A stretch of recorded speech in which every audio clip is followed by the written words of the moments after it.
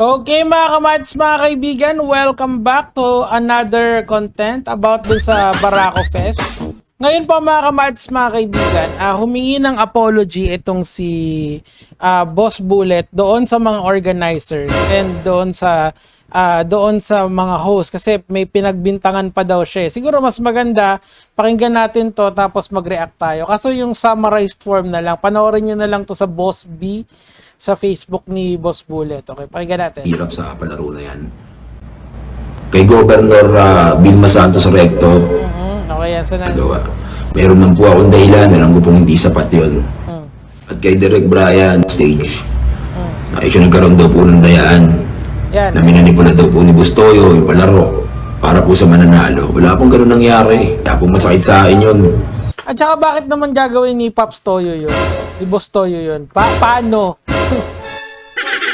Kasi una, wala naman siyang mag-gain pag ginawa niya yun. Doon na lang sa idea na may rigged yung laro. Hindi naman natin alam kung sino yung mananalo dyan. Diba? So, most likely the case, rumor lang yun. Kasi alam naman natin ngayon na pag malaking ang influencer, usually talaga sinisiraan ka ng gano'n.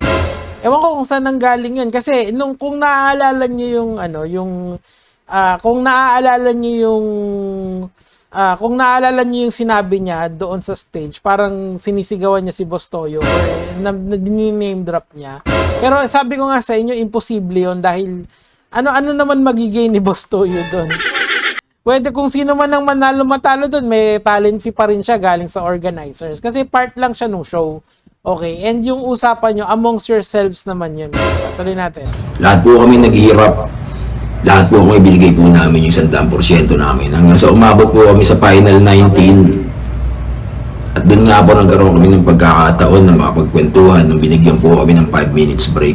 Okay, so etong 5 minutes break na to, isa-summarize ko na lang sa inyo. Dito, nagkaroon sila ng usapan, yung meeting of the minds na tinatawag. So, sa 19 kasi na compute ko, kung kahit sino manalo doon, may 53,000 pesos lahat ng kalahok doon, di ba? Malaki-laki na rin 'yon kung tutuusin. Pero ang akin lang dito kasi, yung mga verbal contracts kasi mahirap i-enforce 'yon.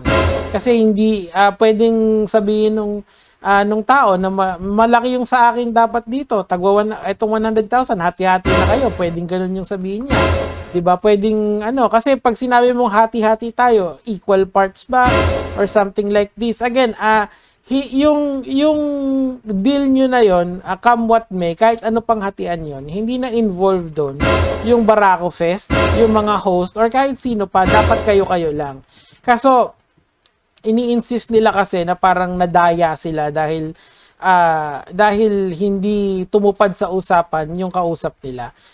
Dun ka sa kausap mo magalit, bakit nagagalit ka doon sa organizer? Bakit ka nagwawala doon sa stage? Tapos ayan, after the fact na lang magsosorry. Mali eh. Parang walang foresight na hindi tama yung ginagawa.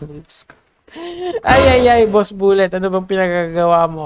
Skip na natin yung part na yun. Tante po sa akin yung karangalan.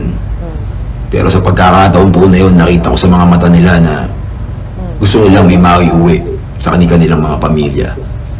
Di magalit kayo dun sa nanalo. Hindi wag kayong magalit dun sa mga organizers at saka mga host na wala namang kinalaman yon dun sa inyong deal, di ba? Malabo talaga yung ginawa niya. Tapos ang nakakatakot pa dun, yung kumakanta. Kasi yung kumakanta, nagtatrabaho lang yun. Tapos kinat mo siya para lang sabihin yung gusto mong sabihin. Again, maganda yung intention in the sense na gusto niyang i-enforce yung contract.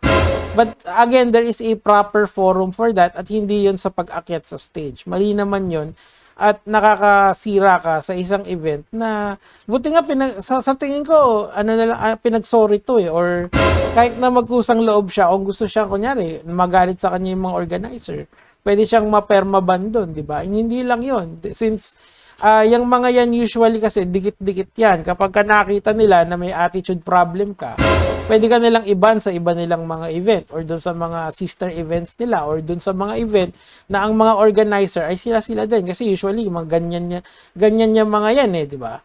Anyway, tuloy natin. Sobrang bigat. Na? Kaya doon ko po naisip na, teka muna. Doon ko nagawa. Doon ko po nagawa yung hindi dapat. Kaya muli humihingi po ako ng paumanin sa inyong lahat. Wala na eh, kahit mag-sorry siya, nangyari na yun. Insidente na eh, di ba? So, alam mo yun, again, kasi ang mga kontrata na yan, mas maganda dyan, kahit isulat nyo sa papel eh, na maghahati-hati kayo. Sabi, ang usapan kasi nila, dun sa first place winner, ang malaki. Kaso ang ginawa ni first place winner, kinamkam niya. Well, totoo lang, kung ayaw niya magbigay, nagbago isip niya. Anong gagawin mo? Ay, hindi mo naman agad-agad pwedeng i-enforce yun eh, di ba? Tapos anong gagawin mo? Kukuha ka ng abogado, aakyat mo sa barangay. Di nangyari kasi yun sa Batangas. So, babalik kayo ng Batangas kasi doon yung jurisdiction nung event eh, di ba? So, pagka nagkareklamuhan, aakyat kayo sa Batangas lahat para dyan sa hatian na yan. You are honestly at the mercy of the person who won the game. Ayaw niya maghati-hati. Kung ako sa kanila, sasabihin ko na lang na ayaw maghati. Tapos magbububun ako sa buhay ko, di ba? Kasi, well, ganun talaga eh. Ayaw niya eh. Anong gagawin mo? Ano yun? Mai-insidentihan mo. Ang problema pa, ini-expect niya siguro, pag akyat niya, siguro lang naman nakakampi sa kanya yung tao na ano. Ay, ang problema yung mga tao nag-i-enjoy sila sa music eh. Wala naman silang pakialam dun sa kung ano yung usapan niyo eh. Congratulations dun sa nanalo. Ayaw niya mag-share sa inyo eh. Di gawin niyo, gawin niyo yung proseso dun. 'Di ba? Matagal nga lang 'yun. Baka ubos na yung pera na 'yun bago pa matapos yung niyo, yung ganyan niyo, 'di ba? Kasi that's a lot of money, 1 million pesos on the spot. Tapos 19 kayong maghahati, 'di ba? So again, 53,000 each. Let's say na lang 500,000 doon sa big winner. Meron pang 25,000 doon sa naibibigay doon sa mga ibang kalahok. So that's 25,000 kung hahatiin yung 500,000, di ba? Pero again, how much is the hatian, di ba?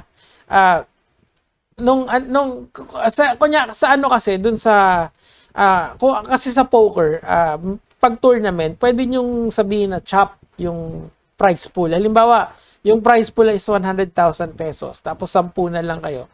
Pwede nyong i-chop among yourselves yun. So, kunyari, yung first place makakakuha ng may mathematics doon yung ICM na tinatawag na yung first place 25,000 and the rest eto na lang yung sa inyo. Depende yun sa dami ng current chips mo.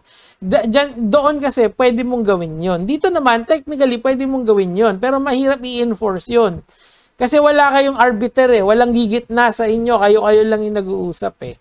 So parang walang sense yung ginawa. Ano yung point no, naguluhin yung event, di ba? Malabo din minsan ng tao na to di ba? Lagi na lang ganyan well, siguro yan yung kanyang galawan dito sa social media. Kanya-kanya naman tayo, end of the day. Sinuko ko na po yung 1 million. Gusto ko lang po manalo. Hindi ka naman nanalo so wala kang isusuko. Isusuko mo yun kung ikaw yung nanalo.